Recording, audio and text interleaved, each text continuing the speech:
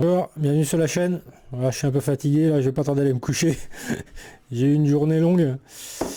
J'ai passé l'après-midi au soleil dans mon petit paradis que j'ai construit. Et je vais vous expliquer les erreurs que j'ai faites dans la construction du paradis que j'ai créé. Et pour faire un paradis parfait, qu'est-ce qu'il faut faire?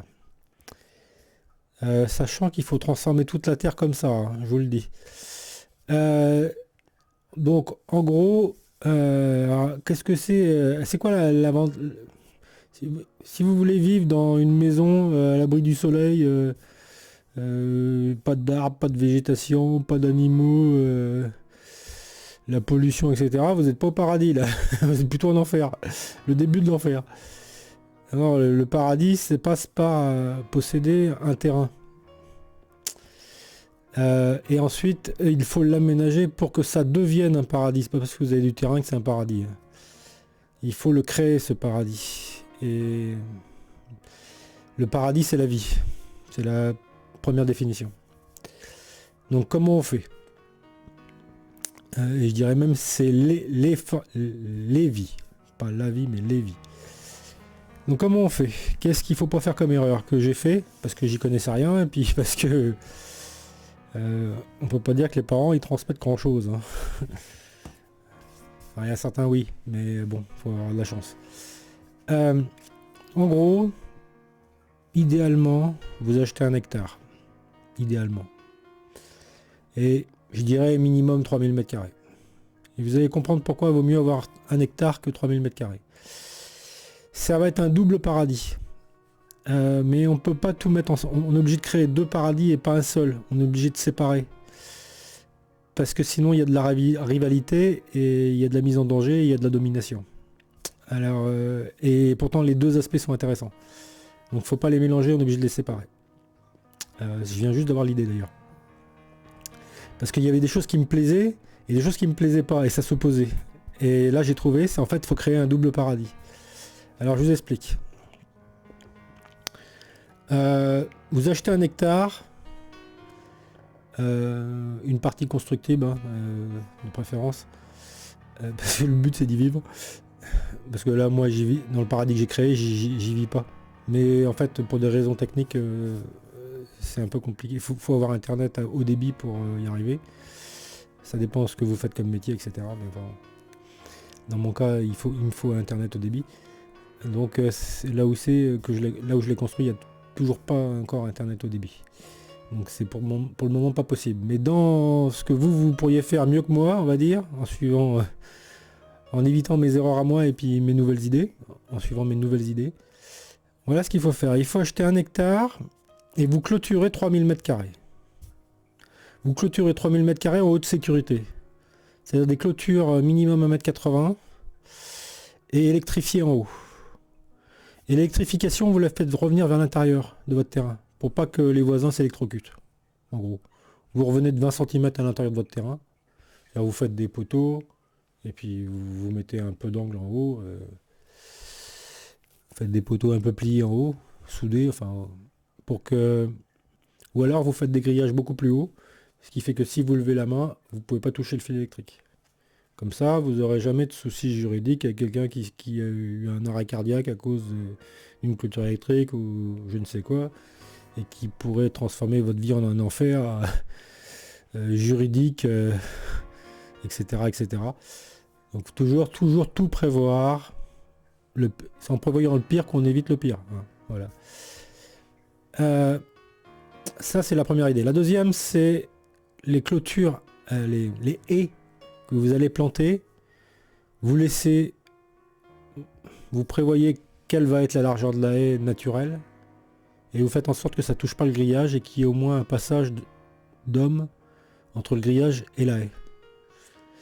Parce que le fil électrifié doit jamais toucher la végétation. Donc faut pas que vous ayez des contraintes de taille qui entraînent que la végétation vienne toucher. Donc faut que vous puissiez passer entre le grillage et la haie. Soit pour passer le taille-haie, mais en faire en sorte que la sécurisation électrique soit fonctionnelle et qu'elle soit pas tous les 3 mois en panne, parce que si jamais il y a une branche qui touche l'électricité, bah ça coupe, l'électricité repart au sol en fait par la branche, et le reste du fil n'est plus efficace pour protéger la propriété. Le but c'est de se protéger des renards.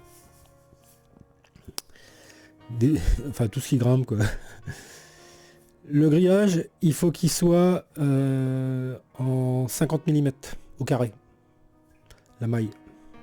Et de préférence 2,5 de fil. Ça c'est plus pour le problème des chiens qui avec leur croc peuvent déchirer le grillage. Donc à partir de 2,5 mm, ils n'arrivent pas à les déchirer. En grillage soudé, voilà. Donc ça c'est des points techniques, mais c'est essentiel. Si vous êtes en terrain sableux, il va falloir prolonger le grillage pour empêcher les renards, c'est-à-dire au niveau du sol, pour empêcher c'est-à-dire enterrer une partie du grillage. Alors de préférence, il faudrait même de l'inox même dans le sol, parce que ça se corrode pas, mais si c'est du sable, le renard va facilement creuser. Si c'est de l'argile avec des cailloux, ça va être compliqué. Et puis s'il y a des herbes et tout ça, il va avoir beaucoup de mal ça va être beaucoup d'efforts pour creuser en fait. Beaucoup trop d'efforts. Donc ça va le décourager. Enfin, faut que vous étudiez à peu près, voir si le renard pourra creuser sous la clôture ou pas. Et ce grillage, il faut l'enterrer légèrement dans le sol. Pour pas que soit il y ait des souris qui passent facilement ou qui se tiennent déjà face au vent. Il sera au moins tenu au niveau du sol. L'idéal, moi je dis que c'est de mettre du grillage en inox, hein, mais il faut le faire importer de Chine. Voilà, en gros. Sinon vous ne pourrez pas en avoir à un prix raisonnable. Donc vous pouvez passer par Sino Sourcing, là, faire importer du grillage en inox, c'est possible. Voilà, et vous l'aurez au prix, vous l'aurez au même prix qu'en France, mais pas en inox quoi. En gros, c'est possible. C'est même très recommandé de mettre des choses qui soient durables éternellement. Si vous voulez créer un paradis, il ne faut pas que ça propage des déchets dans le vieillissement. Le problème des grillages verts, c'est qu'il y a du plastique. Un jour ou l'autre, le plastique il va tomber dans le sol, il va polluer le sol. Si c'est du grillage galvanisé, il va rouiller, il faudra le remplacer. Voilà, c'est des contraintes. En fait, si on fait bien dès le début, c'est un paradis qui reste éternel. Voilà. Donc c'est plus cher, c'est plus de travail, oui. Mais le but d'un paradis, c'est qu'il soit éternel. C'est pas qu'il soit égoïste, juste pour vous, une génération, et puis après, il n'y a plus rien. Parce que c'est ce qui se passe, hein, pour la plupart tout ce que font les hommes aujourd'hui, ça dure 100 ans, et puis après, il faut recommencer, quoi. Donc c'est pas ce que j'appelle un paradis. Si vous êtes esclave sans arrêt de l'entretien de ce que vous créez, bah, vous n'êtes plus dans le concept du paradis. Voilà, le but, c'est de profiter. Donc quand vous fournissez un travail, vous le faites pour l'éternité. Voilà. C'est ça le principe du paradis. Bon, je comprends bien que ce que je dis, c'est un peu exigeant, mais je vous parle de l'idéal, hein. Après, je vous dis comment même le suivre, hein, en détail. Ensuite, les haies, il faut les faire en romarin. Parce que c'est la seule haie dense, fleurie presque toute l'année, qui va pas défoncer votre grillage parce que ça fait des branches de maximum 2 cm. C'est la haie qui est odorante, qui change les humeurs, qui en plus est médicinale, comestible. Ça a tellement de qualité. Alors la haie au romarin, faut faire en sorte de prendre du romarin qui monte haut. Parce que tous les romarins ne montent pas haut. Donc il faut demander une variété géante, quoi. Une variété géante, ça monte à 2 mètres. 2 mètres, 2 mètres 50. Donc ça, c'est les pépiniéristes qui savent si leur romarin il monte ou s'il part en largeur, quoi. Ça peut être du romarin. Dans les romarins communs, vous avez toutes sortes de... Vous avez 2 romarins communs sont pas identiques forcément, quoi. Voilà. Voilà. Il y en a qui seront géants, pas géants. Il y en a qui auront les fleurs roses, d'autres violettes, d'autres bleu foncé.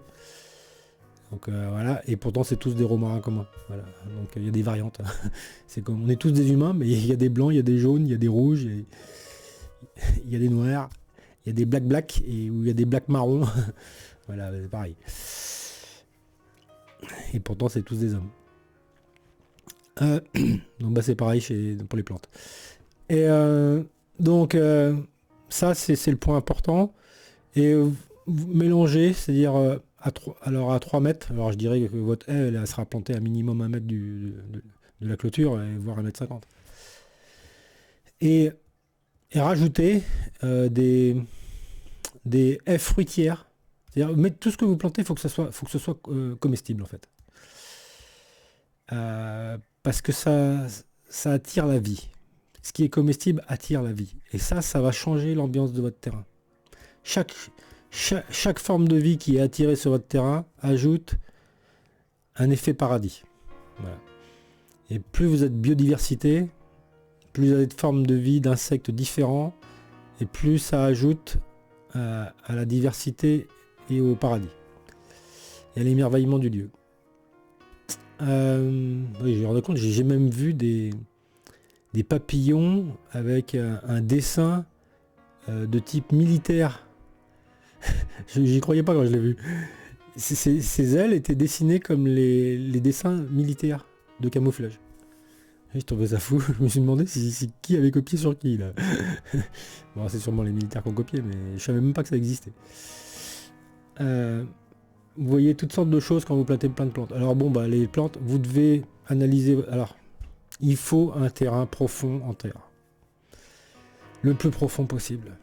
L'idéal, c'est 1,50 m. 1,50 m de profondeur. Parce que les arbres fruitiers, si vous voulez qu'ils soient beaux, bah, ils ont besoin de profondeur de sol. Voilà.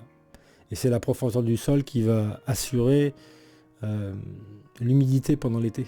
Parce que plus vous êtes profond, plus vous vous isolez de la force de la chaleur du soleil qui dessèche le sol. Et plus profondément, ça reste humide, quoi. Donc vous aurez des beaux arbres beaucoup plus performants avec 1,50 m qu'avec 90 cm ou 60 cm. Voilà. Évitez les terrains très rocailleux où il y a trop de cailloux. Vous n'allez pas pouvoir creuser à la main. Il ne faut pas un terrain où on creuse à la pelleteuse pour planter les arbres. Ça va pas aller. Donc ça, c'est les aspects, choisir un terrain propice au développement des arbres. C'est pas impossible de faire des arbres sur moins de terre, je vous le dis, c'est pas impossible. Mais il va falloir recourir à des techniques que je vais vous expliquer. Que j'ai pas encore mis en œuvre, mais je sais que ça fonctionne. Parce que ça fonctionne comme ça en Amazonie. En Amazonie, la profondeur du sol, c'est 20 à 40 cm, pas plus. Et pourtant, les arbres, ils sont géants. Donc, il y a une raison. Il y a une raison et je vais vous l'expliquer. Donc, mais essayez de ne pas vous mettre les difficultés dès le départ, parce que plus vous aurez de difficultés de départ, plus il faudra lutter et investir contre ces difficultés. C'est pour ça, donc le choix du terrain, c'est important. Et comment savoir si le terrain il fait 1,50 m de profondeur? Faut prendre la pelle bêche et puis vous creusez jusqu'à ce que vous touchiez le fond. C'est tout. Ou alors vous regardez les chantiers autour, s'il n'y a pas des constructions de maisons neuves pas très loin, et vous allez voir à quelle profondeur ils font les tranchées pour aller attraper le dur. Voilà, ça peut être un signe. Alors ça veut pas dire, c'est pas parce que le voisin il a 1,50 m que vous aussi vous allez les avoir, mais déjà, s'il y a un voisin qui a 1,50 m de terre, ça augmente vos chances de les avoir.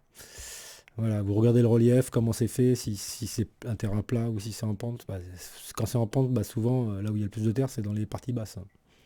La terre, elle va vers les points bas. Donc il y a cette intelligence de la lecture du sol. Voilà. Moi, par exemple, j'ai plus de terre que mon voisin, parce que moi, je suis plus en contrebas. Voilà, tout simplement. Il n'y a pas énormément d'écart, il y a 50 cm. Mais de l'autre côté de la route, il est plus haut. Et la terre, elle est plus venue chez moi que chez lui. Voilà. Juste parce que je suis plus bas. Voilà, donc ça c'est les trucs importants de départ.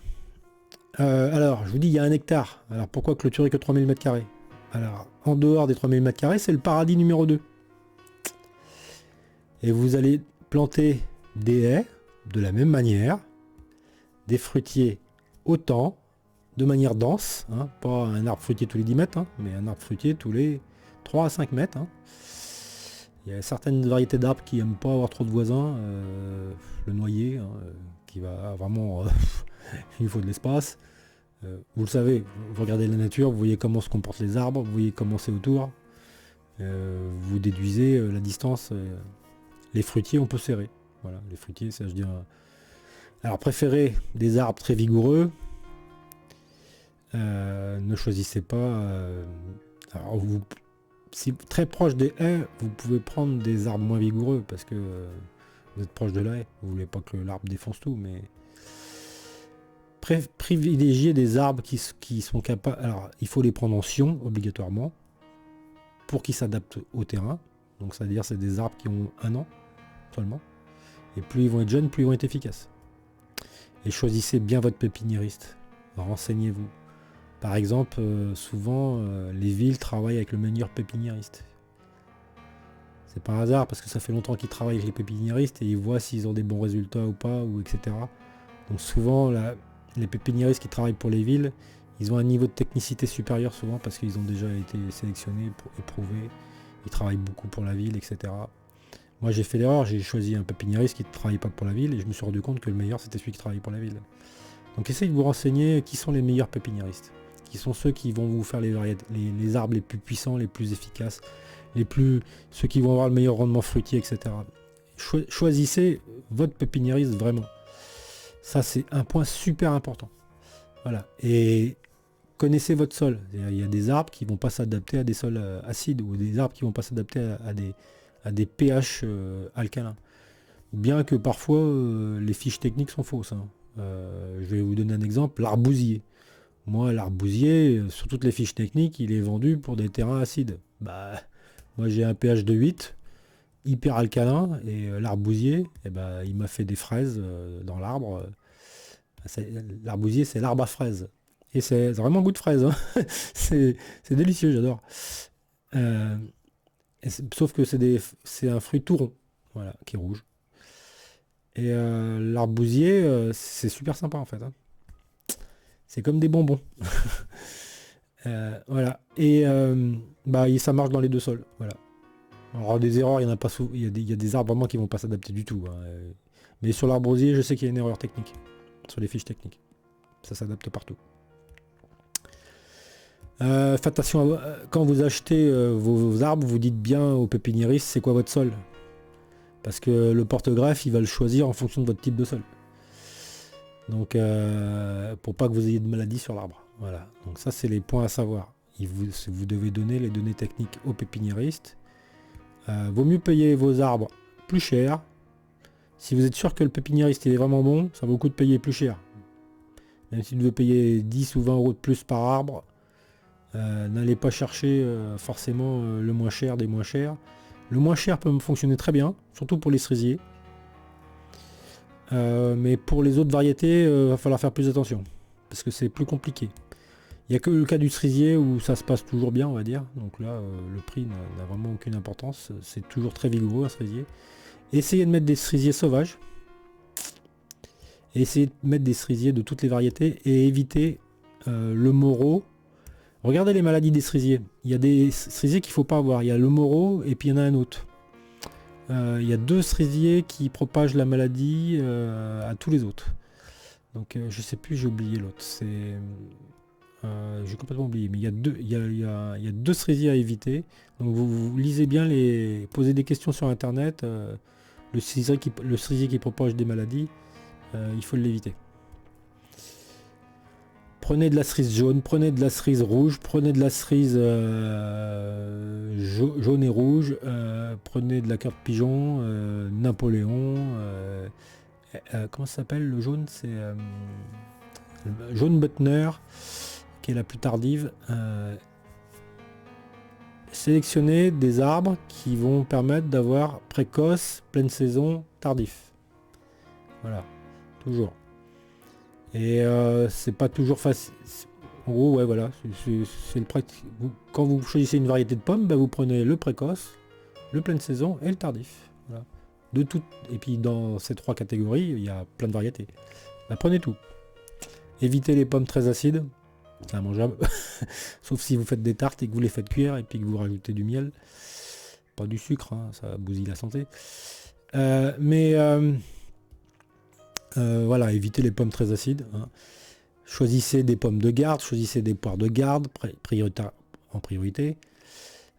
Souvent elles sont plus fermes, mais l'avantage c'est qu'elles sont beaucoup moins attaquées par les insectes, etc. Puisqu'elles sont plus fermes, voilà, en gros. Mais mettez pas que ça, voilà. Mettez pas que des fruitiers.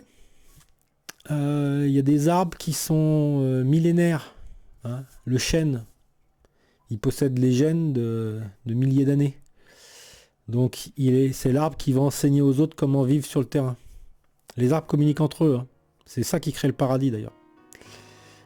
Donc un chêne qui a 200 ans, 300 ans, 500 ans, il va être riche d'enseignements pour toutes les plantes qui sont autour et il va optimiser leur bon fonctionnement et leur croissance.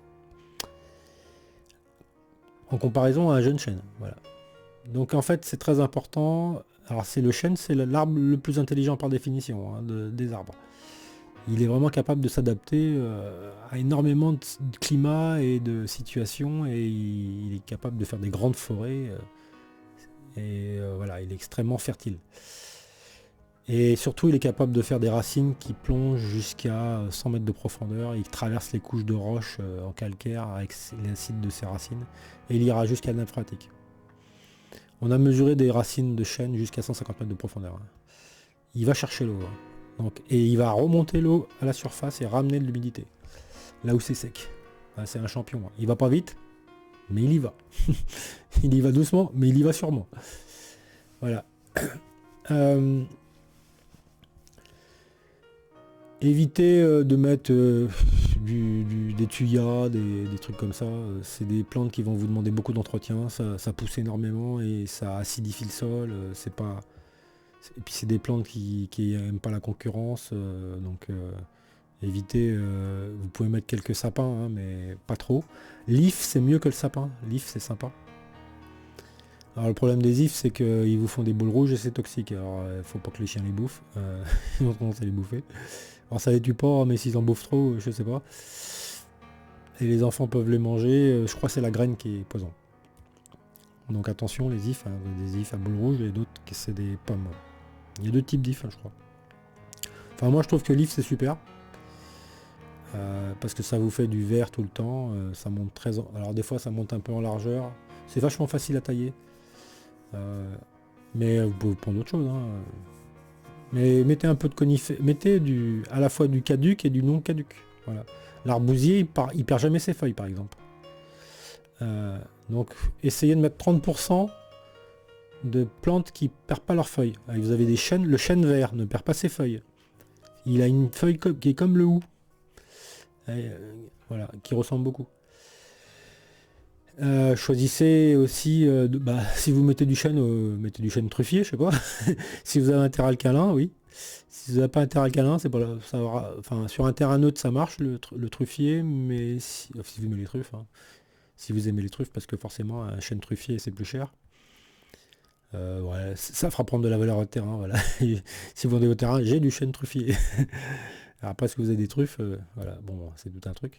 Normalement, oui, mais il y a des conditions. Il faut l'ensoleillement, il faut ton retour, il faut que. Enfin, il y a plein de petites conditions. C'est toute une science, hein, la truffe. Toute une science. Mon oncle faisait des champs de truffiers. Voilà, en gros, hein, 30% de non caduc, enfin voilà, les 30% d'arbres qui ne perdent pas leurs feuilles l'hiver. Ça vous égayera. D'abord, ça fait respirer un peu le terrain. Le vert, ça amène un peu de l'oxygène. Donc ça vous permettra d'avoir des hivers moins tristes. Voilà, en gros, c'est ça. Ça sert à ça. Mettre 50% d'arbres qui partent par la feuille, ça va commencer à prendre trop d'espace. Je serais un peu tenté de vous dire.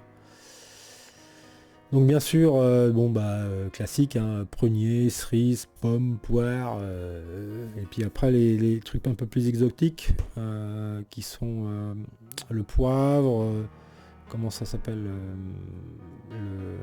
les fruits un peu plus exotiques, là, j'ai oublié comment ça s'appelle, grenadine, là, grenadier, ça pousse très bien chez nous. Faites attention, quand vous choisissez vos variétés, faites attention aux températures d'hiver, hein. Si le maximum c'est moins 10 chez vous, bah vous prenez des arbres qui résistent, tous vos arbres doivent résister à moins 10, moins 15 quoi, voire moins 25. Surtout pour tout ce qui est orangé et citronnier, il faut faire attention. Parce que il y a des variétés qui résistent à moins 10 mais d'autres pas. Le fruit en général il résiste pas à 0. Ça tue le fruit mais ça tue pas l'arbre. Mais alors le truc c'est pour les orangers et les citronniers, faut les mettre contre les murs des maisons. Parce que vous avez le chauffage qui crée une inertie et la température près du mur elle n'est pas la même. Donc du coup l'arbre se plaît beaucoup près du mur parce qu'il trouve un microclimat l'hiver. Et puis le mur du sud. Comme ça, dès qu'il y a un peu de soleil, eh ben, ça emmagasine, le mur emmagasine la chaleur et la restitue la nuit à l'arbre, donc du coup il résiste beaucoup mieux. Et il y a l'eau, très important. Alors ça, il faut penser à l'eau. Idéalement avoir un lac naturel, si vous avez des canards, avec un renouvellement de l'eau, ou alors qu'il soit suffisamment grand pour que les fientes puissent se décomposer sans polluer l'eau, donc plutôt grand. Hein. Sinon, ces petits bassins, 2 mètres cubes, on va dire, abreuvoir à vache, 2 mètres 50 de diamètre, on va dire, 60 cm de haut, et surélevé par rapport au sol pour la vidange, et il faut changer l'eau tous les mois pour les canards. Les canards, ça sert à quoi? Ça sert à empêcher les invasions d'escargots et de limaces qui pourraient bouffer tout votre potager, quoi. En gros, c'est ça. Quand il y en a trop, même les fruitiers sont touchés. Hein. Ils vont jusqu'à monter dans les arbres. Hein. Ouais, quand il y a une invasion, contre les invasions de limaces ou d'escargots, il n'y a qu'un remède, c'est canard corallien. Le prédateur absolu de l'escargot. Il n'y a pas meilleur. Même les grosses invasions, à 2-3 canards, ils vont tout décimer sur 3000 m² sans problème. Ils vont se gaver jusqu'à se faire péter le gosier. À s'en rendre malade. Ah oui, oui. Et vous aurez des petits canards que s'il y a suffisamment de limaces et d'escargots. Si vous voulez des petits et des bébés canards, il leur faut suffisamment de nourriture en protéines pour pouvoir être féconds. Donc à la limite, il faut presque faire de la culture d'escargots pour satisfaire ces coins-coins. C'est pour ça que souvent on a des petits la première année, puis après on n'en a plus parce qu'ils ont tout décimé. Il n'y a plus assez de protéines disponibles sur le terrain. Et c'est pas le grain qui fera suffisamment la différence. Voilà, alors, évidemment, dans un paradis où on a planté tous ces fruitiers, etc., prévoyez sur vos 3000 m² des zones où il n'y a pas de fruitiers. Hein, vous avez un grand espace où vous pouvez jouer au foot, faire du handball, du volleyball. Prévoyez-vous des zones sans fruitiers. Des zones où ça va être tondu ou qui seront très ensoleillées. Et quand vous tondez, vous aurez des fleurs naturelles, des pâquerettes. Il n'y a pas besoin de semer un gazon. Hein, la nature fait du foin et le foin c'est du gazon. Hein. Voilà, il n'y a pas besoin de. Et puis il est plus résistant à la sécheresse. Et vous aurez naturellement des pâquerettes, des pissenlits, ça vient tout seul. Hein, voilà. Il faut des petits fruits. Des framboises. Alors le problème des petits fruits, c'est que ça aime bien les terres acides. Ça va encore bien sur les terrains neutres. Sur les terrains à pH de 8, c'est plus compliqué. Ça marche quand même, hein. Mais c'est moins prolifique, on va dire. Hein. Ça va moins fructifier. Mais il en faut. Donc il vous faut des ronciers à mûr. Il vous faut... alors les ronciers à mûr... ça prend pas mal d'espace, hein, faut quand même reconnaître. Si vous voulez du fruit sur du roncier à mûr sauvage, hein, je parle, hein, vous les mettez à l'endroit où le terrain est sec, pas à l'endroit où il est humide, parce que s'il y a beaucoup d'eau, il va faire beaucoup de ronces, mais il fera pas de fruits. Le fruit, c'est comme chez le roncier, le fruit c'est comme un mécanisme de survie. Et du coup, il faut qu'il soit en difficulté. Donc il faut qu'ils soient en manque d'eau l'été. Et là, il va faire du fruit. Donc les ronciers, vous allez les planter dans la zone de terrain plutôt sèche. Alors il est toujours, souvent sur un terrain, vous avez un point bas. Le point bas, il est humide. Et puis le point haut, souvent, il est plus sec. Voilà, en gros, c'est ça. Même si vous avez 20 à 30 cm de dénivelé sur un terrain, on va mettre le roncier côté point haut. Voilà. Les arbres qui n'aiment pas trop l'humidité, point haut. Alors, dans les arbres qui n'aiment pas l'humidité, vous avez les poiriers et puis les pommiers. Ils n'aiment pas l'humidité. L'humidité stagnante, permanente, ils n'aiment pas. Donc, il vaut mieux leur faire la vie un peu dure. Ils se plairont plus, quitte à les arroser l'été. Mais c'est l'hiver qui risque de les tuer. Par l'excès d'humidité. Alors selon le taux d'argile que vous avez, hein. Mais attention à ça. Et puis bah sinon faut pas hésiter à rajouter du sable dans les trous à la plantation si c'est trop argileux. Pour drainer. Pour éviter que ça les tue l'hiver. Par excès d'humidité. Alors ça, il faut savoir si votre sol est drainant ou pas. C'est des points de détail, mais il faut adapter sa plantation par rapport au sol, s'il est drainant ou pas. Donc ça, c'est les 2 points. Alors l'eau, c'est un point important. Donc soit, si vous construisez une mare et que vous mettez des canards, ça va être la catastrophe parce que il va pourrir l'eau. Vous allez avoir des fientes. Vous allez faire 200 litres de fientes tous les mois dans le fond. Et si c'est un trou en contrebas, il faut y aller avec des bottes, ça pue, c'est horrible. C'est pour ça que la technique du bassin surélevé, avec vidange avec gros diamètre, et puis on nettoie avec un jet d'eau sous pression, c'est le top. Voilà, donc soit on a un lac naturel, qui fait, je sais pas, 50 mètres, 40 mètres, voilà. Ça c'est le top du paradis pour les canards, parce que ça aime beaucoup l'eau et ça salit beaucoup l'eau. Sinon, pas de canards et puis que des poules, quoi. Voilà. Le canard, c'est de l'entretien. Les poules, les poules, faut juste surveiller qu'elles n'ont pas des problèmes de pattes, elles sont pas blessées, elles sont pas, etc. C'est ça qui va. Alors, mettez pas d'épineux si vous avez des poules. Si vous mettez des épineux, les épines vont tomber par terre, elles vont se blesser, et vous allez passer votre temps à faire le chirurgien pour réparer les pattes qui se sont infectées parce qu'il s'est pris une épine. Donc pas d'épineux. Alors le poivre, c'est épineux, mais c'est un épineux léger, on va dire. Mais vous avez l'argousier. L'argousier, c'est un super épineux. On va éviter l'argousier. Si vous avez des poules, évitez. Les pruniers, c'est un peu épineux, mais un peu, pas beaucoup, donc ça va. Mais si vous avez un terrain très argileux et que vous avez des canards, il va falloir rajouter une zone, la zone où ils dorment, où ils sont le plus souvent. Et eux, ils vont choisir l'endroit le plus frais du terrain. C'est là où ils vont dormir, c'est là où ils vont passer le plus de temps. Donc là, à l'endroit où ils ont tendance à piétiner, sur un terrain très argileux, ça va faire de la boue, ça va être dégueu. Surtout en plein hiver, au mois de février. Et là, ça pue. Donc là, le remède, c'est vous mettez 10 à 15 cm de terre de bruyère sur 20 mètres carrés, quoi. Ça équivaut à 2-3 remorques de 2 mètres cubes, quoi. C'est léger, c'est facile à faire.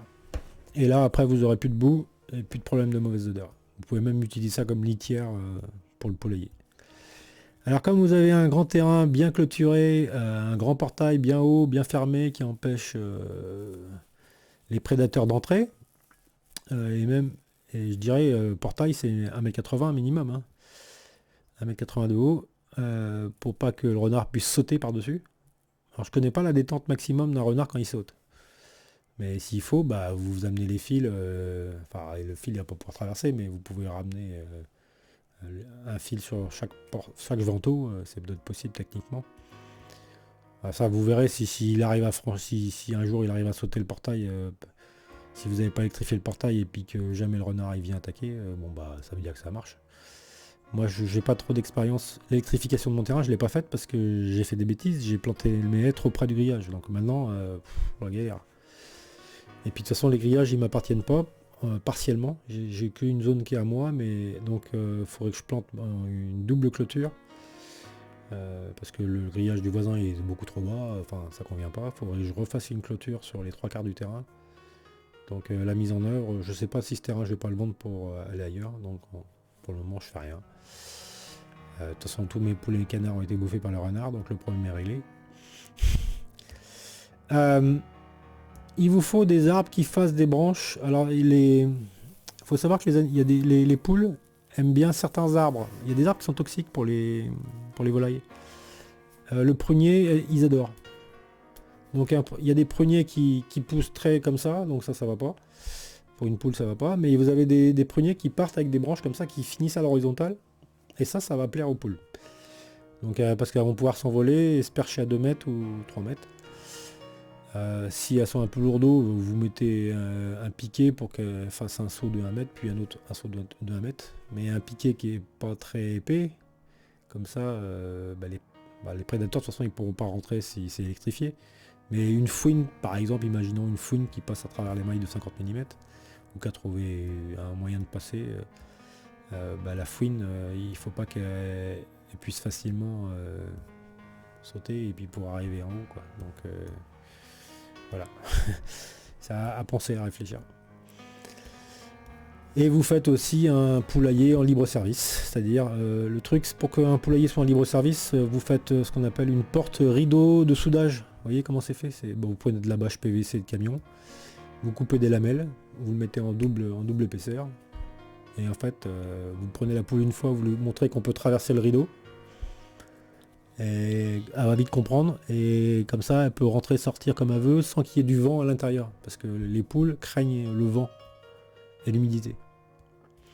Et dans l'arbre, je vous conseille de mettre un morceau de bâche qui fasse office, attaché avec des ficelles sur les branches, qui fasse office de toit, comme ça s'il pleut, eh ben, elle est au sec. Voilà. Parce que les poules vont toujours préférer dormir dehors. Sauf quand vraiment le temps est très très pourri, il y a beaucoup de vent, alors là elles vont rentrer dans le poulailler pour se mettre à l'abri. Ou quand il fait très très froid. Voilà, c'est les seuls cas. Parce que quand il fait très froid avec du vent, elles vont pas supporter d'être dehors. Donc elles vont rentrer dans le poulailler. Et le poulailler, il faut le surélever. Et vous le surélevez jusqu'à... c'est-à-dire le pondoir, en gros, ça arrive à vos épaules, quoi. Vous passez la tête, il faut que la tête passe juste pour voir s'il y a eu des œufs pondus, mais vous la mettez sur 4 piliers en acacia. Et alors, je sais que pour les terrains sableux acides, faut pas mettre d'acacia, faut mettre du pin traité. Parce que l'acacia supporte pas les terrains acides sableux. Voilà, c'est la particularité, il faut le savoir. Et alors donc, paradis 2, vous faites la même chose, vous plantez la même chose, vous mettez de l'eau dans l'extérieur de la zone non clôturée. Vous mettez des arbres fruitiers, vous mettez des haies, vous plantez tout pareil, mais 2 fois. Alors c'est quoi l'avantage? Et puis quand vous mettez de l'eau, vous mettez des bassins, c'est-à-dire des... Par exemple, pour l'eau, vous mettez des bacs à chèvres. Des bacs à chèvres, les bacs à chèvres, ça fait 1 mètre, de diamètre, je crois, ou 1,50 m.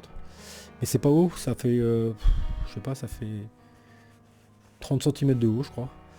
Et dedans, vous mettez des pierres pour que ça fasse un escalier. Pour pas qu'il y ait des choses qui aillent se noyer. Genre il y a un rat qui rentre pour boire et puis il peut plus ressortir. Il se noie et puis ça pourrit la flotte. Donc faut toujours permettre, ou un hérisson, faut pas qu'il se noie dedans. Hein. Donc il faut toujours permettre de penser à la noyade des animaux. Voilà. Et donc vous aménagez le bassin de sorte qu'il puisse monter, sortir. Donc vous avez un escalier dans l'eau et un escalier dans la sortie en pierre. Voilà. Pensez à pas qu'à vous, quoi. Pensez aux animaux et à leurs contraintes et à leur taille, leur gabarit et leur maladresse. Alors ça c'est important. C'est pareil pour le bac à canard, hein. C'est des abreuvoirs à vaches mais dans lequel on va aménager une planche en chêne, ce qu'on aura rainuré pour que les griffes puissent se prendre dans les rainures. On rainure avec une petite meuleuse et un disque, hein. On fait des rainures de 3 mm ou une scie circulaire. 3 mm de largeur et puis 5 de profond, quoi. Enfin, comme parce que ça va verdir. Mais les griffes des pattes palmées elles vont pouvoir s'accrocher et puis sortir. Voilà. Il faut avoir une plage pour pouvoir sortir. Sinon ils vont mourir d'hypothermie, ils n'arriveront pas à sortir. Voilà. Ils se noieront par hypothermie. Et ça peut paraître ballot, mais le canard ça peut se noyer par hypothermie s'il n'arrive pas à sortir du bassin. Et en général, c'est les petits maladroits qui ont moins de force pour pouvoir sortir, etc. Donc pensez à tout ça. La vidange, je vous le dis, il faut prendre minimum du 3 pouces sur les bassins. 3 pouces. Ça fait 60 mm. Voilà. Alors l'idéal, c'est de rehausser le bassin à 1 mètre du sol. Parce que vous allez pouvoir faire double office. Vous mettez votre bassin rehaussé à 1 mètre du sol. Et puis vous rajoutez 2 mètres de terre en fait, parce que, enfin c'est 60, pardon, vous rajoutez 60 cm, c'est-à-dire en fait vous faites une plage à hauteur du bassin à 60 cm, comme ça les canards, ils ont une plage pour être au bord de l'eau.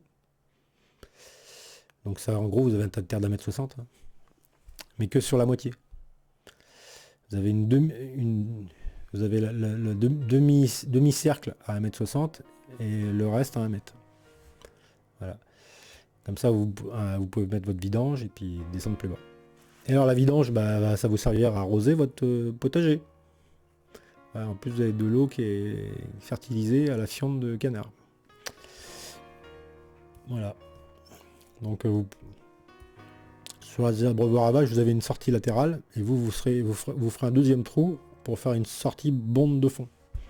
Vous sortez avec un coude et puis vous renvoyez pour la vidange. Voilà, vous avez un gros bouchon de 3 pouces et vous le dévissez et puis ça vidange. Et puis après, avec un jet d'eau, vous nettoyez facilement le bassin parce que tous les mois, il va falloir vidanger et puis nettoyer. Alors vous aurez des œufs de canards qui sont tombés dans le fond, etc. C'est quoi l'intérêt d'avoir des canards? C'est pas seulement de faire la chasse aux limaces, c'est que c'est des animaux qui vont apporter beaucoup de positivisme à votre terrain. Ils sont extrêmement rigolos. Ils vont passer vous allez vous marrer tout le temps, allez voir. Le canard courant indien, c'est un grand comique. Il apporte énormément de positivisme. Donc il va vous donner du travail, mais il va vous en contrepartie, vous allez vraiment rigoler. Et il va beaucoup apporter plus de positivisme que des poules. Mais il vous demandera plus de travail. Donc faut pas payer trop cher l'eau au mètre cube, hein, évidemment. Parce qu'il va vous consommer 2 mètres cubes de flotte tous les mois. Ça va tenir en compte. Donc si le prix de l'eau il est à 2-3 euros, ça va hein, au mètre cube. Mais si vous payez l'eau 12 euros du mètre cube, comme dans certaines zones, là c'est pas raisonnable.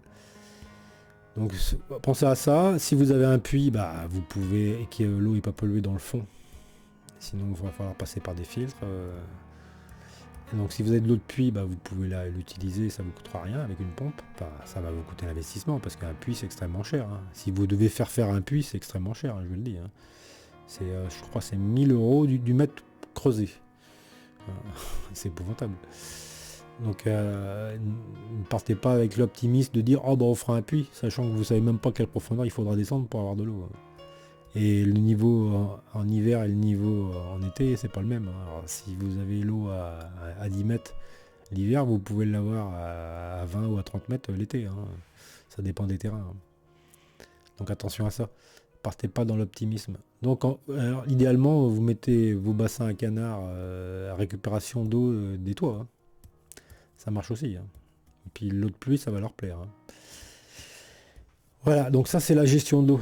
Super important, avoir des réserves d'eau. Donc vous multipliez les bassins. Les bassins, ils se de 60 cm de haut, ils se remplissent en 1 ou 2 ans de pluie. Voilà, en gros. Même si vous n'avez rien, ils vont se remplir. Il faut le savoir. Mais attention. Et vous pouvez brancher sur ces bassins, qui sont en hauteur, à 1 mètre, des petites... D'ailleurs j'en ai acheté un là récemment.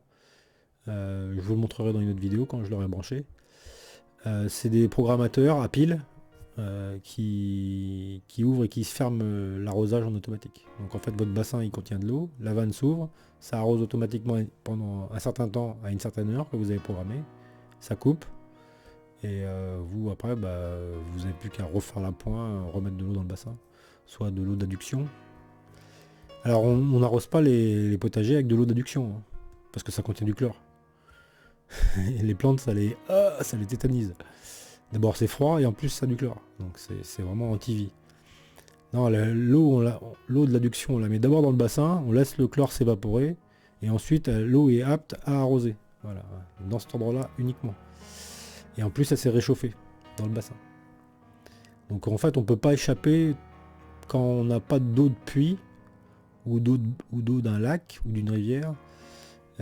On est obligé de passer par l'intermédiaire d'un bassin pour évaporer l'eau et même si c'est pour arroser vos arbres voilà, n'utilisez pas directement l'eau d'adduction, passez par l'intermédiaire d'un bassin et l'idéal c'est l'abreuvoir à vache hein. C'est vraiment vous prenez le grand format, ça coûte 400 à 500 euros le bassin de 2 mètres cubes mais si vous regardez ce qui se vend et puis surtout c'est du plastique alimentaire extrêmement résistant, extrêmement robuste, ça résiste aux sabots des chevaux, ça résiste aux vaches et c'est fait pour être en plein soleil, en plein cagnat tout le temps. Et puis je vous dis c'est du plastique, il est vraiment raide, hein. Il est pas cassant du tout.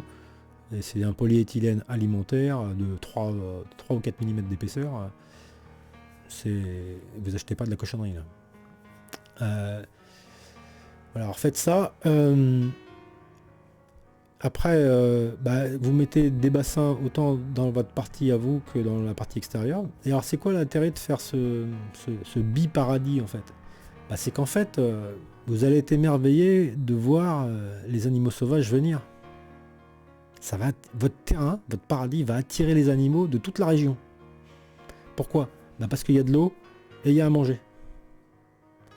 Alors vous allez avoir des grenouilles, vous allez avoir des insectes aquatiques, vous allez avoir des renards, des lapins, des lièvres, et peut-être plus, hein, ça dépend où on est. Et ça va vous émerveiller. Et par contre, vous avez votre zone à vous qui est sécurisée, parce que ceux-là, vous n'avez pas envie qu'ils viennent chez vous, parce que si les lapins, ils arrivent chez vous, si jamais vous respectez pas cette maille de 50 mm, ils vont passer à travers les grillages. C'est-à-dire le 50 mm par 100 mm, le lapin, il passe à travers sans problème. Donc ça marche pas. Donc quand un lapin rentre sur votre terrain, il va commencer par vous sectionner tous vos jeunes arbres, les sions, il va vous les couper net, il va se faire les dents dessus. Il va vous bouffer votre potager. Si vous avez par exemple des zones avec des filets, il va s'amuser à les couper. Il adore couper les fils en nylon. Donc par exemple votre potager, vous avez peut-être envie vous êtes obligé de protéger votre potager des poules et des canards. Sinon ils vont se servir. Hein. Les canards, s'ils voient des jeunes pousses de salade, ça va beaucoup les intéresser. Hein. Et les poules aussi, avant de les taper dedans. Du coup, vous êtes obligé d'avoir à l'intérieur de votre clôture de 3000 m², vous allez devoir vous reclôturer à 1,30 m de haut. Hein. Des fois même peut-être plus. Parce qu'un canard, ça peut bien voler si ça a envie. Donc, si vous voulez vraiment pas que le canard il aille dedans, vous mettez 1,80 m. Il pourra y aller, mais il aura du mal. Ça sera pas souvent qu'il pourra y aller. Il pourra y aller les jours où il y a beaucoup de vent. Parce que le jour où il y a beaucoup de vent, ils arrivent à monter 4 mètres de haut. Mais c'est rare. Et quand ils s'amusent à le faire, en général, ils maîtrisent rien du tout. Ils finissent chez le voisin ou n'importe où, puis il ne peut plus revenir. Il ne peut plus revenir parce que le lendemain, il n'y a plus de vent. Voilà, c'est pas des animaux... les canards coralliens, c'est pas des animaux qui volent très bien, on va dire. Voilà. Vos poules, faites attention à vos choix des poules. Alors, les poules, en général, quand vous allez les acheter à un professionnel, elles vont être déprogrammées. C'est-à-dire qu'elles ne savent pas couver, elles ne savent pas faire les petits, elles ne couvent pas, elles ne comprennent pas à quoi ça sert, et elles sont complètement déprogrammées. Voilà. Donc si c'est sympa d'avoir des petits poussins, d'avoir le renouvellement de la génération, si vous en avez trop, vous les vendez, ça se vend très très bien. Il n'y a vraiment pas de difficulté à vendre des poules et des poulets. C'est très facile. Certains finiront dans la casserole, malheureusement.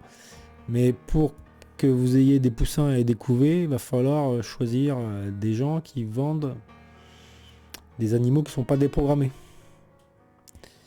Donc là, ça va être plutôt des fermes particulières, pas des gens qui font vraiment de la vente de poules en masse tous les week-ends. Ça va être des gens plutôt qui ont des poules et puis de temps en temps ils en ont une de trop.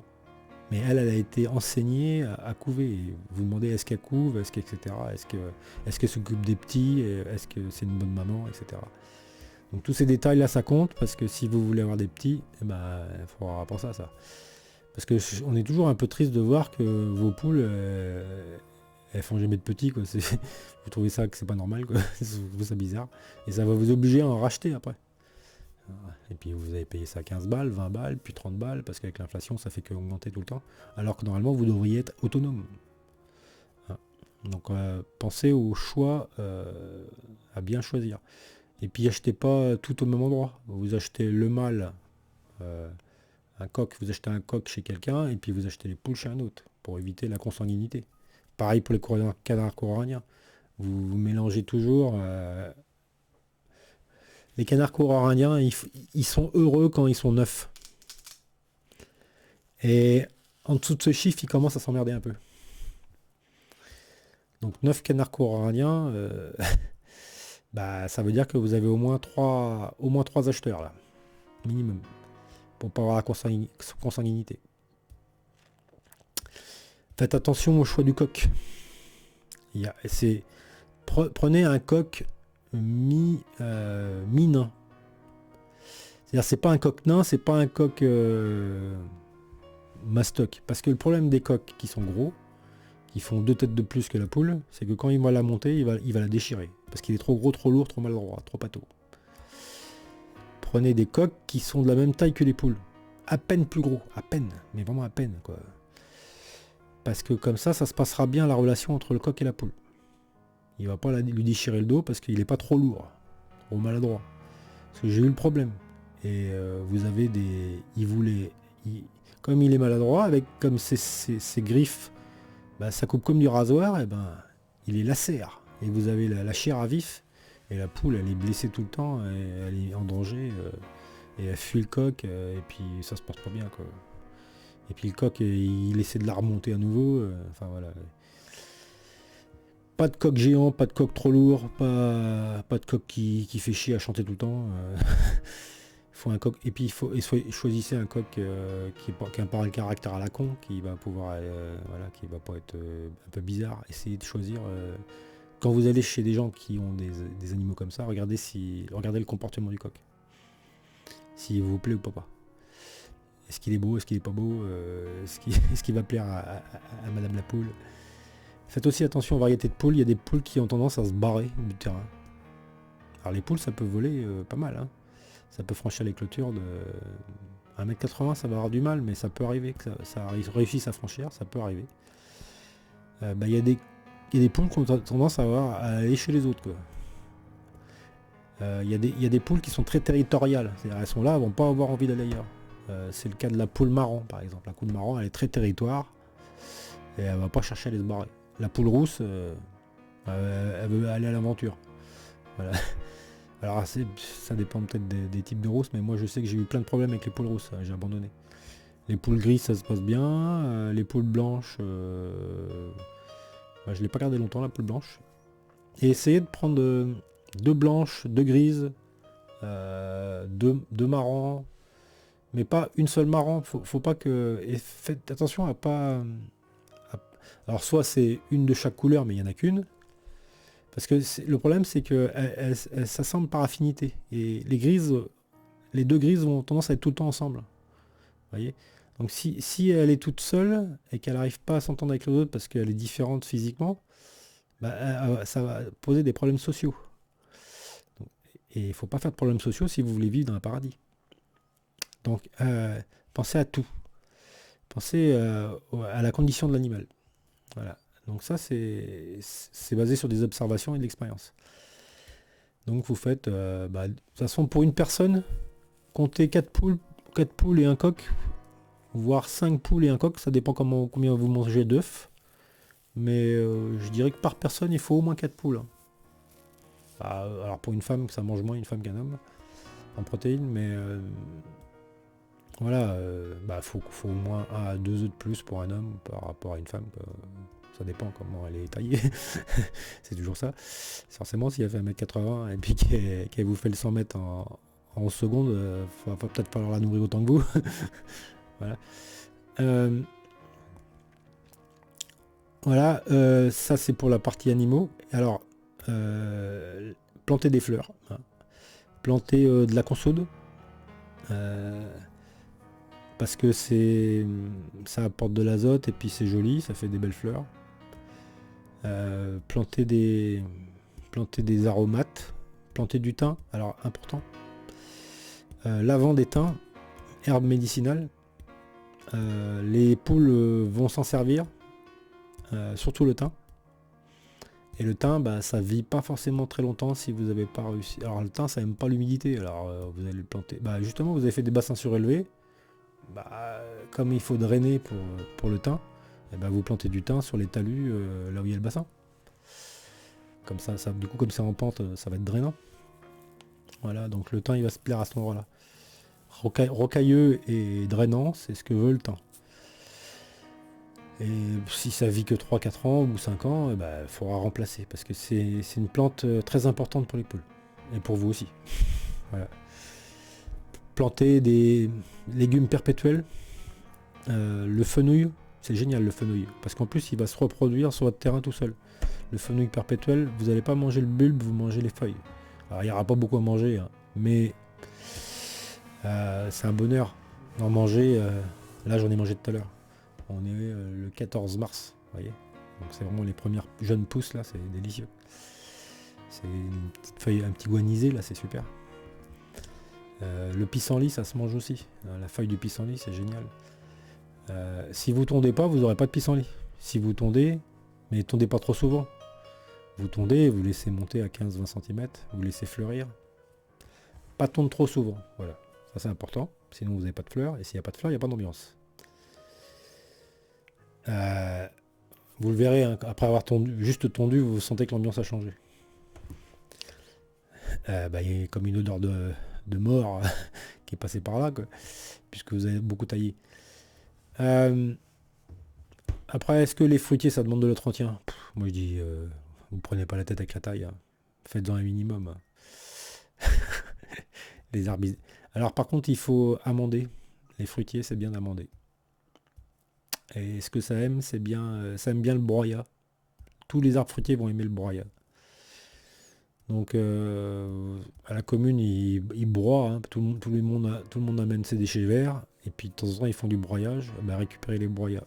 Et vous en mettez 10 cm de broyat tout autour des arbres. Tous les ans, ça va favoriser la fructification. Voilà, ça c'est pas mal de faire ça. Parce qu'en général, votre terrain, c'était quoi? C'était un champ, il n'y avait pas d'arbres depuis bien longtemps, donc votre sol, il n'est pas optimal, il n'est pas... Un terrain où il n'y a pas d'arbres, il n'est pas optimal. Voilà. Parce qu'il n'y a pas assez de déchets de matière organique qui tombent au sol. Donc vous allez devoir bosser. Alors il vous faut une grande remorque, hein, une 3 mètres par 1,60 m.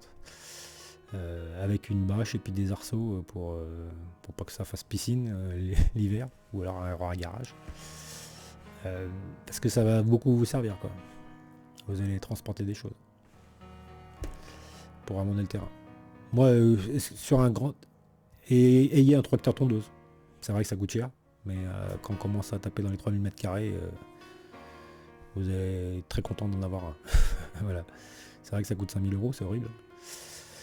Mais avec une tondeuse manuelle à 53 cm, vous allez passer votre vie, à tondre, là, ça va pas le faire.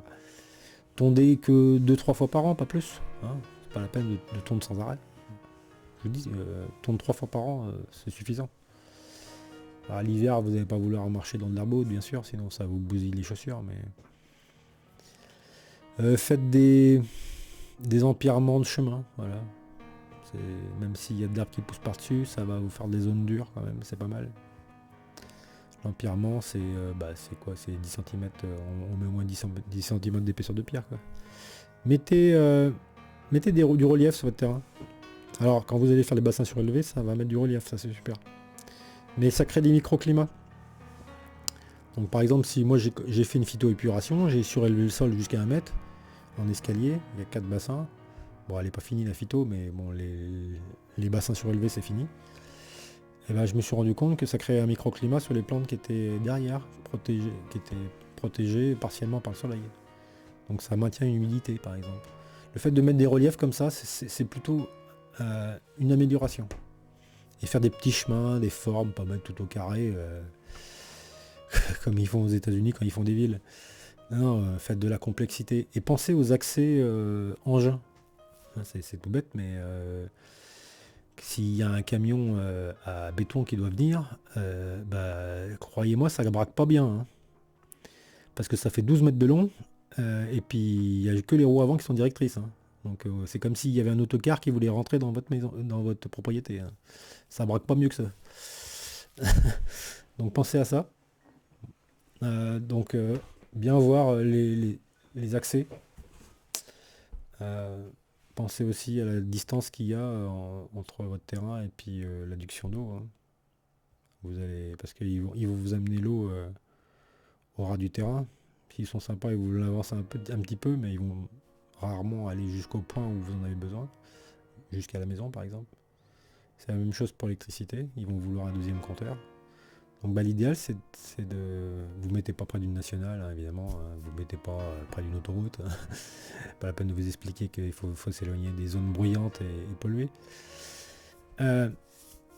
Voilà, puis vraiment aller sur les sites où il y a tous les fruitiers originaux, parce que vous avez des haies vous avez des arbres fruitiers qui font des petits fruits, des gros fruits, donc il y a plein de variétés, et plantez tout en double ou en triple, parce que quand vous plantez 3 pommiers, bah il y en a un qui va marcher, puis 2 autres ça va être moyen, voire il y en a un qui ira pas bien. Donc plantez tout en triple. Pensez à la fécondation entre les arbres aussi. Des fois il y a mâle-femelle, ça arrive. Donc posez-vous les questions sur la fertilisation entre les arbres pour avoir des fruitiers. Comme vous avez planté beaucoup de romarin, bah, vous allez attirer les abeilles, donc en attirant les abeilles, vous allez polliniser tout le reste. Voilà, ça va être un attracteur pour la pollinisation, donc la fructification. Et vous allez devoir mettre des hormones pour les cerisiers contre le ver de la cerise, hein, forcément, surtout si vous avez des champs de vaches autour, parce que ça favorise les mouches, donc forcément vos cerises vont être piquées. Et mettez beaucoup plus de fruitiers que vous n'avez de besoin pour vous-même. Voilà, mettez beaucoup plus, parce qu'il y en a pour vous et il y en a pour les animaux, hein. Pensez pas qu'à vous. Et ce qui est sympa aussi, c'est de faire quand vous avez des chemins, vous mettez comme dans les châteaux, vous avez une route, puis vous êtes bordé d'arbres comme ça, presque et les branches se touchent quasiment. Bah ça crée une espèce d'ambiance super sympa. Par exemple, vous mettez que des cerisiers à gauche, que des pruniers à droite, des choses comme ça. C'est sympa ça. Faire des choses comme ça. Vous créez des îlots. Par exemple, vous faites vous faites un îlot de pruniers. Parce qu'ils aiment bien être entre eux, entre espèces. Un îlot de prunier, un îlot de poirier, un îlot de pommier. Ce qui fait que la pollinisation va forcément bien se faire, parce que quand l'abeille va passer, elle va faire tous les pommiers du coin. Donc c'est là qu'elle va aller. C'est parce que si vous mettez un pommier là, un poirier, un prunier, et puis que vous les éloignez trop, ça va rendre plus compliqué la pollinisation. Vous voyez? Donc quand vous faites des îlots, en fait les arbres sont plus heureux parce qu'ils sont entre eux, c'est comme des copains. Mais croyez pas que j'humanise les arbres, hein. Les arbres communiquent entre eux, hein. Ça a été démontré déjà scientifiquement. C'est juste que c'est pas très. La population n'est pas très formée à cette connaissance. Voilà, donc du coup les chênes ils vont être ensemble, et les ifs aussi ils vont être ensemble, voilà, les chênes verts ils vont être ensemble, etc. Pensez à tout ça. Il y a des variétés qui demandent énormément d'eau. Alors attention, hein, si vous avez un terrain qui est très drainant et puis qui est pas très humide, laissez tomber les arbres qui réclament beaucoup d'eau. Sinon vous les achetez pour rien, ils vont crever. Le kaki par exemple, le kaki ça a besoin de beaucoup d'eau. S'il n'a pas beaucoup d'eau, il va pas y arriver, quoi. Par exemple il y a les... Comment on appelle ça? C'est les fruits là qui sont riches en vitamine C là. C'est pas les kakis, c'est comment ça s'appelle? Ah j'ai oublié. Il y en a avant dans ce moment. Il y a certains fruits qui font des lianes là, j'ai oublié, qui réclament des sols extrêmement riches. Et du coup, en faire c'est compliqué. Ils vendent ça dans toutes les pépinières, les machins, hein, comme si c'était facile à faire, mais en fait c'est hyper compliqué. Et on perd son temps. Souvent il y a un mâle et une femelle d'ailleurs. Je sais plus comment ça s'appelle. Les kiwis. Voilà, les kiwis c'est super compliqué à faire.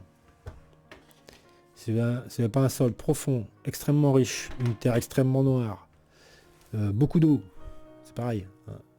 Ça marchera jamais. Voilà. Ou alors il faut faire un arrosage automatique, faut demander à un pépiniériste qu'il aménage le sol pour ça, et là vous en aurez, mais sinon ça marchera pas. Donc faites attention à pas dépenser votre argent dans des trucs qui vont échouer. Le kaki et puis le kiwi, c'est les deux choses les plus compliquées à faire. Et puis le kaki, les oiseaux ils aiment bien, hein. Il n'y aura pas grand chose à bouffer pour vous, hein, je vous le dis. Ils vont tout piquer. Ils aiment tellement ça. Et pensez à faire des arbres pour les oiseaux. Alors les arbres pour les oiseaux, c'est quoi? C'est des arbres qui vont très très haut, genre les conifères par exemple, quelques pins avec des branches horizontales, et c'est beaucoup le laurier. Ils adorent, les oiseaux adorent les lauriers.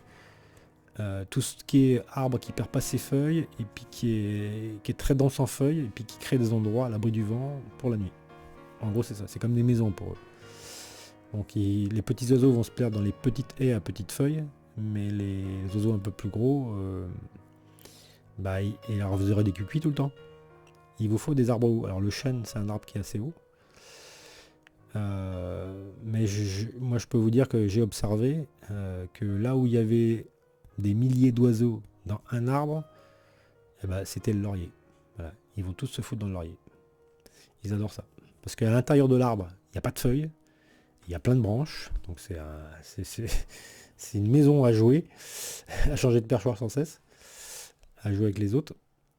Et c'est bien protégé autour par des larges feuilles assez denses. Voilà, donc ils adorent.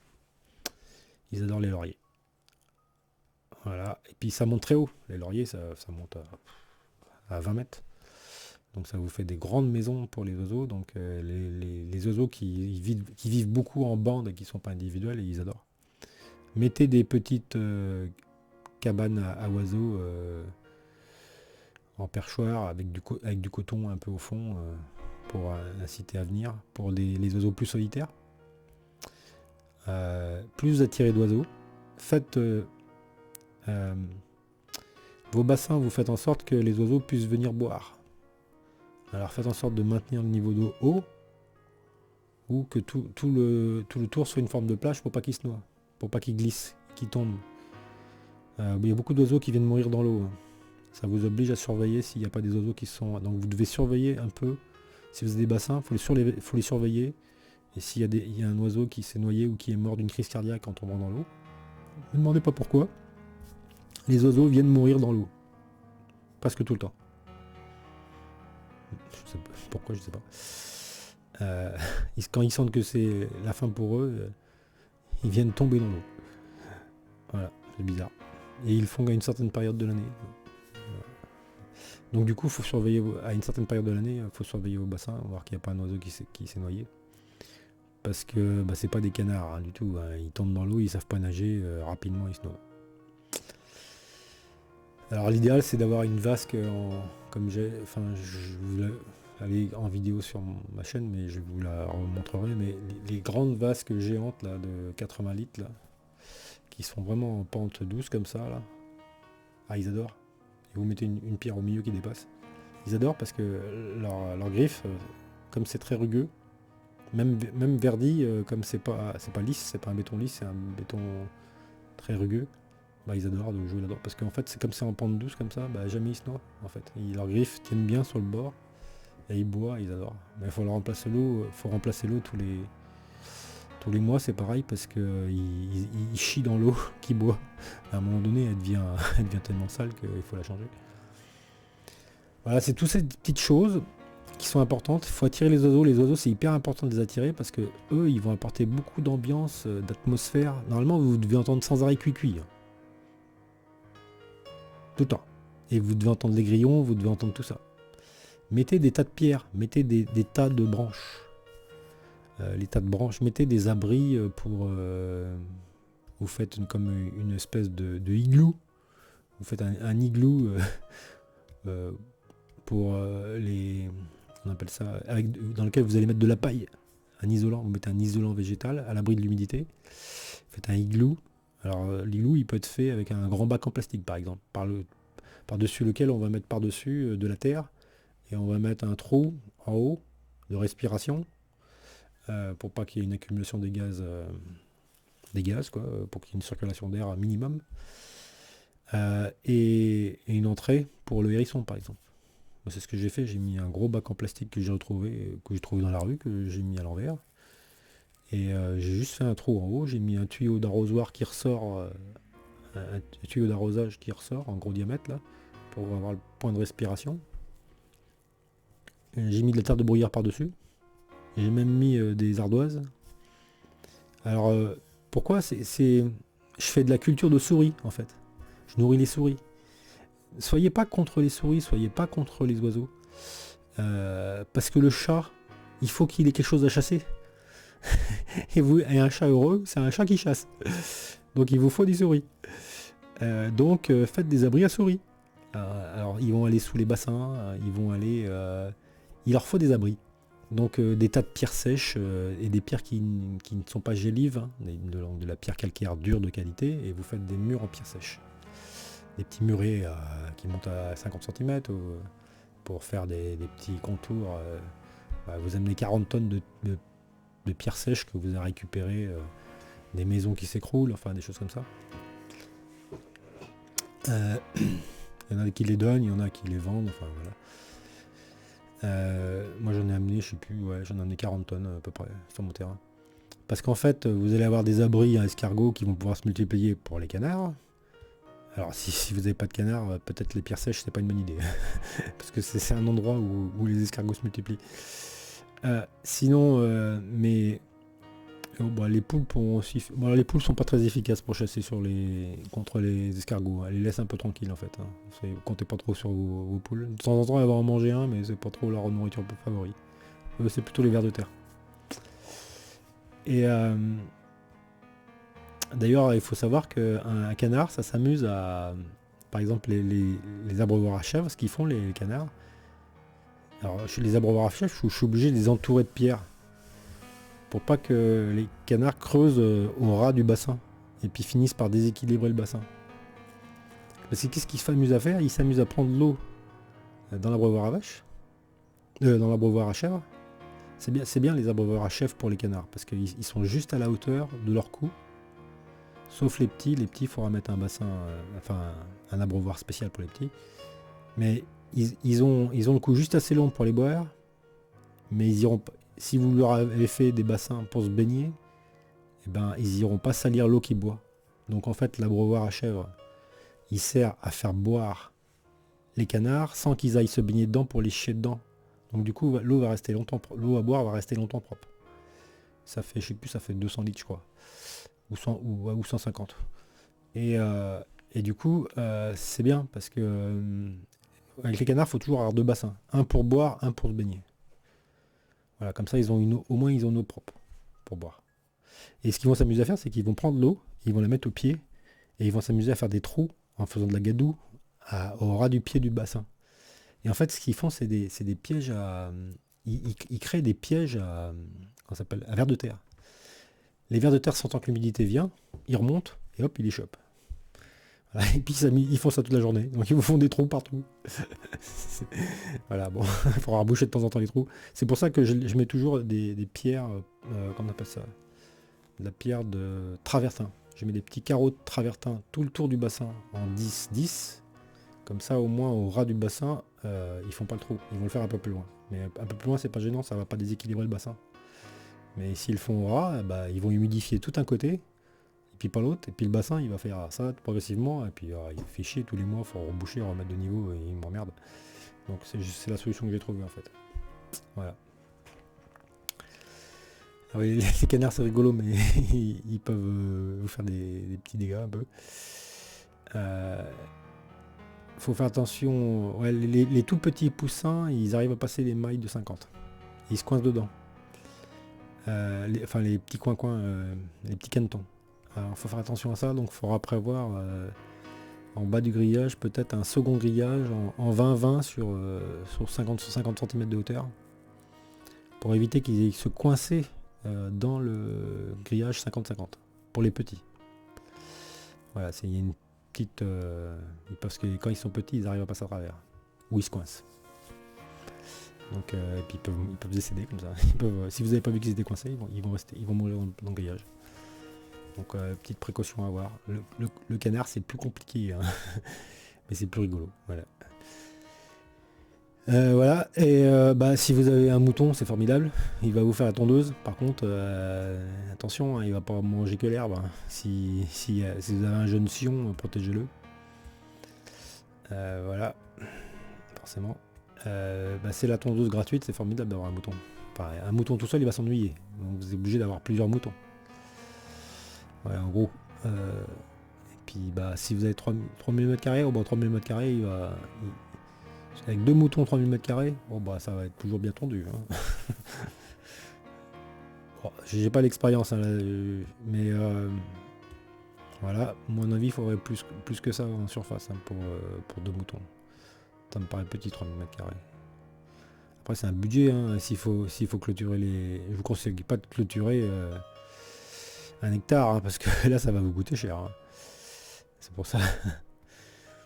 Après bon bah le chien, le chat, ok. Attention les chiens et puis les poules ou les canards, il faut qu'ils soient copains. Hein. S'ils sont pas nés ensemble, copains, le chien va peut-être faire son repas de canard. Hein. Repas de canard ou de poule, attention. Hein. Ça dépend le type de chien que vous avez, mais prenez un chien de berger, ça y a moins de risques. Parce que si vous prenez un berger allemand ou certains chiens qui sont particulièrement chasseurs, l'instinct va revenir, hein. Il y a un risque. Je connais moi, hein, ça se passait bien pendant 2-3 ans et puis un jour il a tout bouffé. Hein. C'est dommage. Donc faire attention à ça. Et quand vous avez tout ça, eh ben, ce qui va se passer c'est que. Alors vous avez des arbres, par exemple l'amandier, qui est un arbre qui est très apaisant. Vous avez le saule qui est très apaisant. Alors, il y a des saules qui résistent à des terrains plus secs. Donc certains saules, ou alors par exemple un endroit où il y a les gouttières qui tombent et puis le saule il va résister parce qu'il aura beaucoup d'eau. Je sais que les Chinois plantent des saules dans le désert. Donc ça veut dire qu'il y a des variétés de saules qui arrivent à pousser dans des terrains peu humides, où il pleut peu. Alors je ne les connais pas les variétés. Voilà. Si vous pouvez trouver par vous-même, c'est bien. Parce que le saule, ça demande beaucoup d'eau en général. Donc à tenir compte, c'est très apaisant. Alors par contre, l'amandier, non, pas d'eau, ça va très bien. Alors l'amandier, faut pas mettre du noyer. Hein. Mettez plus de noyer que d'amandier. Parce que l'amandier, ça contient du cyanure et puis ça contient des oxalates. Donc vous n'allez pas pouvoir en manger beaucoup. Parce que les oxalates vont vous flinguer les reins si vous en mangez trop. Et le cyanure, ça vous coupe l'oxygène dans le sang. Donc c'est voilà, il faut le savoir. Alors c'est pas du cyanure, c'est pas un poison. C'est juste que jusqu'à une certaine dose, de toute façon vous en avez marre, vous n'avez plus envie d'en manger. Par contre, manger des amandes fraîches à la saison des amandes, c'est incroyable. Hein. C'est autre chose que les amandes que vous achetez qui sont séchées. Hein. Quand vous les cueillez sur l'arbre et puis qu'elles sont encore bien moelleuses, vous sentez la sève dans l'amande, etc. C'est extraordinaire. Je vous recommande beaucoup la pommier Stark. C'est tellement bon ça, le pommier Stark. C'est super. Et quand vous avez fait tout ça, et puis qu'en plus vous avez construit votre maison, alors idéalement, maison saine, terre paille qui respire, chaud, du chêne, des bonnes fondations, des grands auvents pour protéger les baies vitrées orientées sud, hein, les baies vitrées orientées sud ou ouest, mais vous récupérez la chaleur de l'hiver, hein, et vous faites des auvents d'au moins 1 mètre pour protéger les murs. Ça va bien améliorer la durée de vie du bâtiment.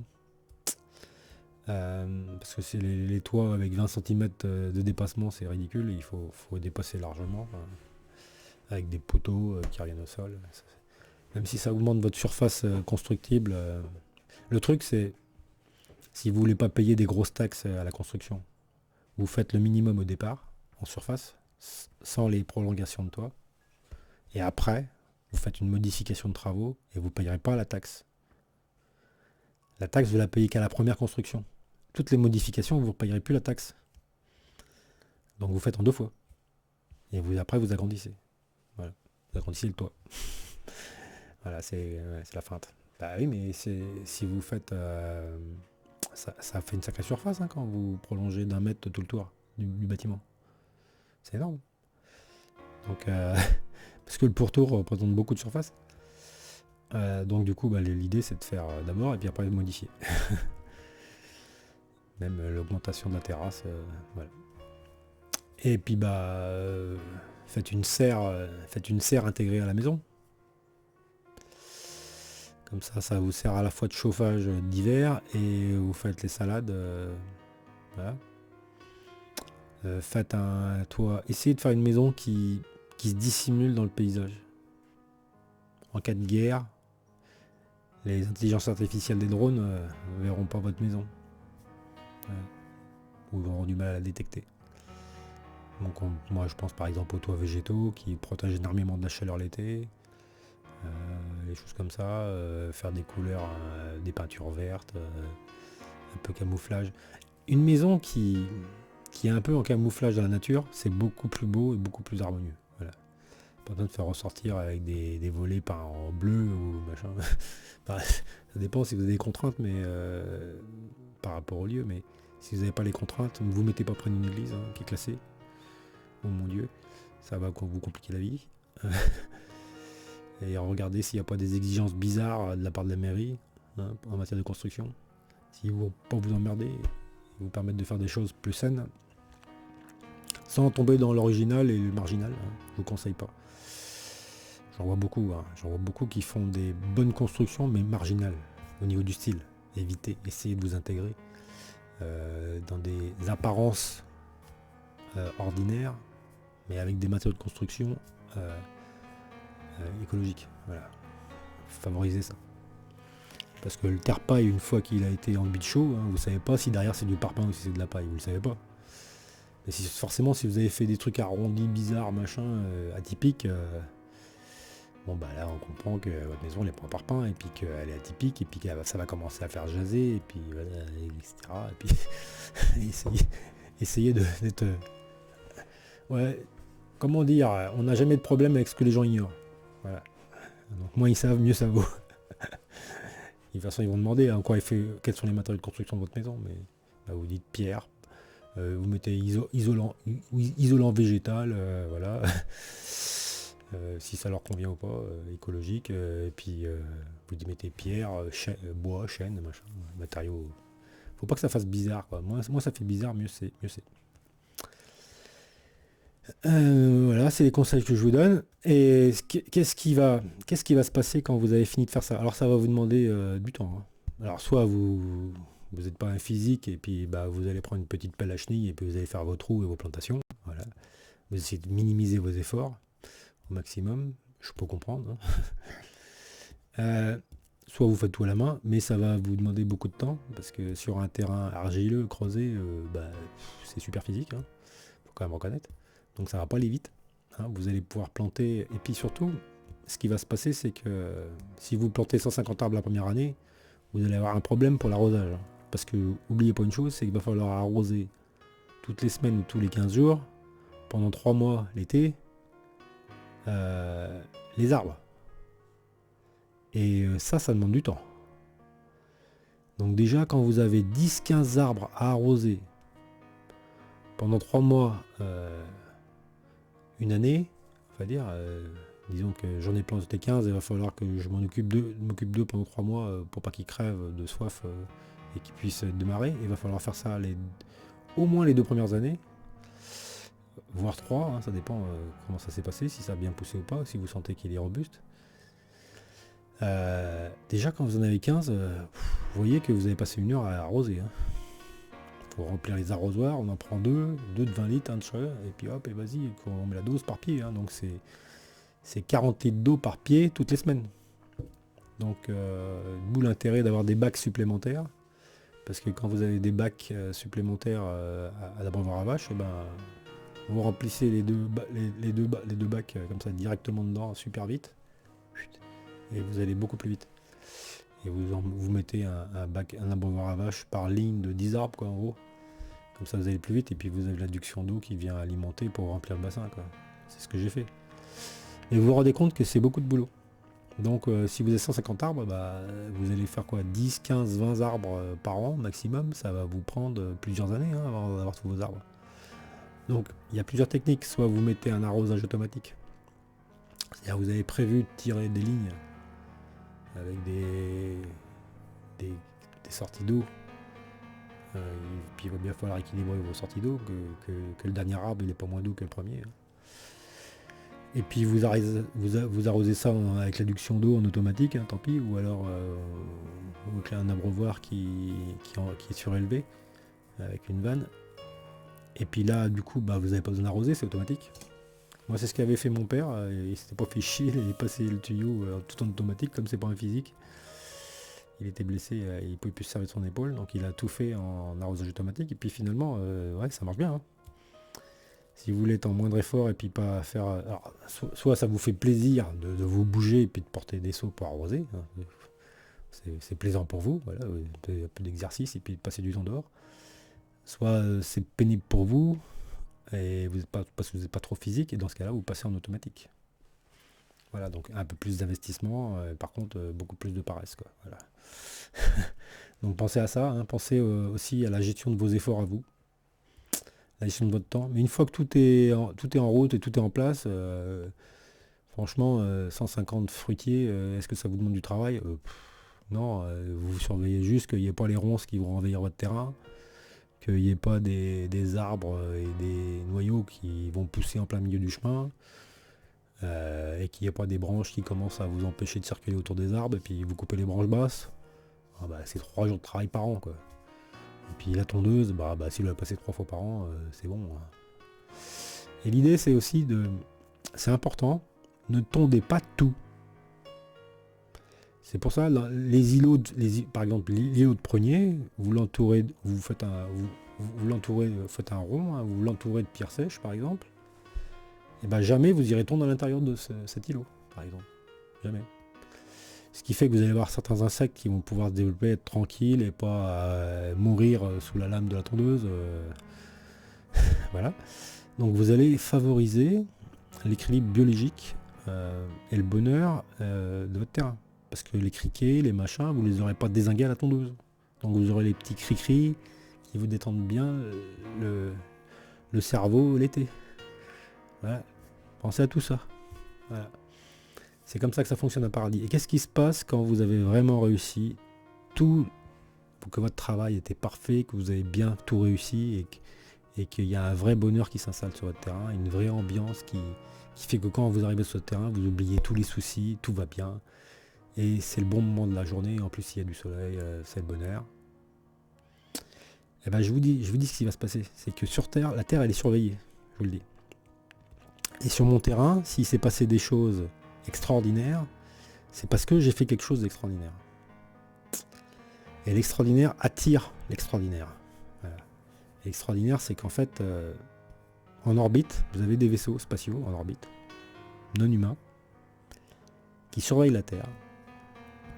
Et ils ont ce qu'on appelle un détecteur. D'abord, il y a deux choses. Ils ont des détecteurs qui surveillent les changements, c'est-à-dire ils ont la mémoire de comment c'était il y a 2 mois, et qu'est-ce qui a changé depuis 2 mois, ou qu'est-ce qui a changé depuis 1 an. Donc leur super ordinateur, il leur dit, ah là il y a eu un changement d'ambiance, un changement, les plantations, avant il n'y avait rien, maintenant il y a plein de plantations, il y a plein d'arbres, il y a plein de fruitiers, il y a plein d'animaux qui viennent là, il y a plein de... Et ça, ils ont des détecteurs qui identifient ça. Ils identifient le changement. Et donc, celui qui est aux commandes du vaisseau, ça va attirer son attention. Voilà. Il dit, tiens, qu'est-ce qui se passe là? Quelque chose change. Quelque chose devient positif ici. Alors, c'est des êtres qui sont à un niveau d'efficacité, de positivisme supérieur à, je dirais, 98% des terriens. Hein. Donc, voilà, et peut-être plus même. Donc, eux, leur niveau d'évolution est beaucoup plus avancé que le nôtre. On est un peu les orang-outans et les maladroits. On est un peu comme des chiens maladroits. Donc, eux, ils vont détecter qu'à un endroit, votre travail, il a changé, et ils vont venir voir c'est qui a fait ça. Ils vont venir en mode furtif. Vous ne le verrez pas si vous n'êtes pas un psychique. Vous ne le verrez pas si vous n'êtes pas télépathe, vous ne le verrez pas si vous ne voyez pas les morts, si vous n'entendez pas les morts, si vous voyez pas, si vous n'avez pas des sens étendus. Si vous n'avez que 5 sens, vous ne verrez rien. Par contre, ils vont venir. Par contre, vous allez peut-être entendre. Vous allez peut-être vous rendre compte qu'il se passe quelque chose au-dessus de votre terrain. Vous allez peut-être être témoin de choses qui vous étonne. Comme un bruit d'aile géant dans le ciel. Alors vous voyez rien, mais vous entendez un bruit d'aile comme si c'était un oiseau géant de 4 mètres d'envergure qui planait au-dessus de votre terrain. Vous pouvez voir des trucs comme ça. C'est des êtres supérieurs qui sont à un niveau d'évolution sociale et technologique très supérieur.